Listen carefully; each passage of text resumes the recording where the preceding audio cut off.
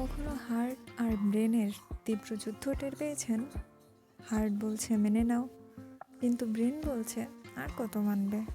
Heart বলছে একটু না হয় ছোট হলে, কিন্তু ব্রেন বলছে অসম্ভব, আত্মসম্মানে ছাড় দেওয়া যাবেই না।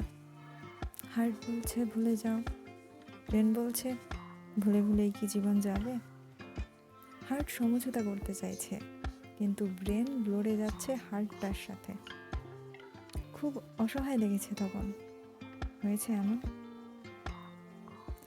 আচ্ছা, কখনো মনে হয়েছে ওর কি আছে যা আমার নেই? ও কিভাবে পারে, কেন আমি পারি না? কিংবা কেন আমি ওর মতো হলাম না? নিজেকে খুব করে গালিগালাজ করেছেন আর ভেবেছেন, ইস কেন যে করলাম না।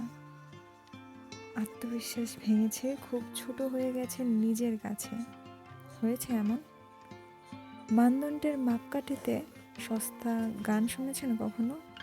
ওই যে সুখী সুখী রিক্সাওয়ালারা মোবাইলে যেসব গান থাকে, তেমন ভোজপুরি সিনেমার ভুড়িওয়ালি নায়িকার ভাইরাল হওয়া কোনো চরম সেক্সিস্ট গান শুনেছেন? এমন কোনো ভিডিও ক্লিপ করেছেন যেটা আপনার রুচির সাথে যায় না? কিংবা একান্ত নিজের ফ্যান্টাসি যা সভ্য সমাজে ছি ছি বলে অভিহিত হয়? এমন করেছেন কখনো? এইসব অনুভূতির কোনো ক্লাস নেই। শিক্ষিত অশিক্ষিত, সামাজিক মানদণ্ডের লোয়ার মিডল কিংবা আপার ক্লাস, যাই হোক না কেন, সবার মধ্যেই এইসব অনুভূতি এবং অভিজ্ঞতা কম বেশি আছে। এগুলো হলো মানুষের ডার্ক সিক্রেট। যদিও শিক্ষা, সভ্য, ভদ্রতার ফিল্টারে এসব শুধু ব্যক্তিগত সিক্রেট হয়ে থেকে যায়, এবং সেটাই খুব স্বাভাবিক। মানুষের একজন খুব আপনজন লাগে, কেন জানেন? কারণ এই যে অনুভূতিগুলো শেয়ার করার জন্য আপনার যদি এমন কেউ থাকে যার সাথে আপনার ডার্ক সিক্রেট, ব্যর্থতা, হাহাকার, নিজের অপমানগুলো নির্দ্বিধায় শেয়ার করতে পারেন, তবে আপনি অতি আপনজন পেয়েছেন। আপনাকে অভিনন্দন।